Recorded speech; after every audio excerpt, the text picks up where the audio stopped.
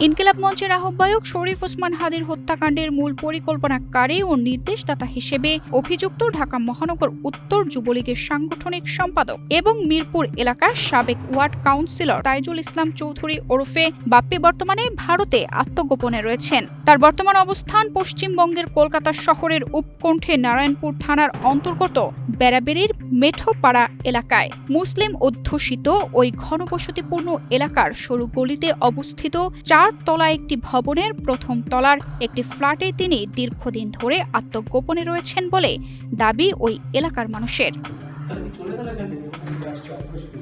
বাপ্পির ছবি দেখানো হলে মেঠোপাড়া এলাকার লোকজন জানান, বাপ্পি নিজেকে পুলিশ পরিচয় দিয়ে এলাকায় চলাফেরা করতেন। যদিও কয়েকদিন আগে ওই ফ্ল্যাটে ওঠা বাংলাদেশের নারায়ণগঞ্জের এক ব্যক্তির দাবি, বাপ্পি নামে কেউ সেখানে থাকেন না, এমনকি ওই নামে কাউকে তিনি চিনেন না।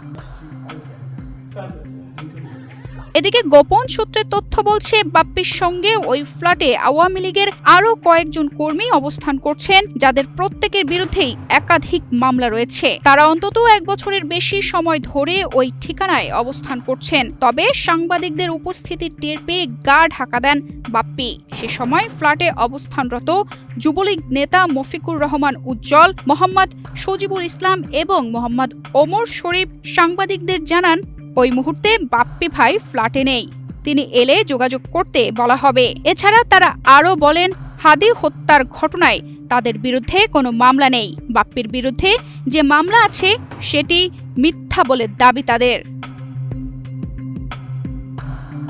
অন্যদিকে আওয়ামী লীগের একটি বিশ্বস্ত সূত্র থেকে জানা যায়, তাইজুল ইসলাম চৌধুরী বাপ্পি ইতিমধ্যে কলকাতা পুলিশের হাতে আটক হয়েছেন। তবে বিষয়টি নিয়ে নারায়ণপুর থানায় যোগাযোগ করা হলে পুলিশ বাপ্পিকে আটকের তথ্য অস্বীকার করেন। ডেস্ক রিপোর্ট, বাংলাদেশ প্রতিদিন।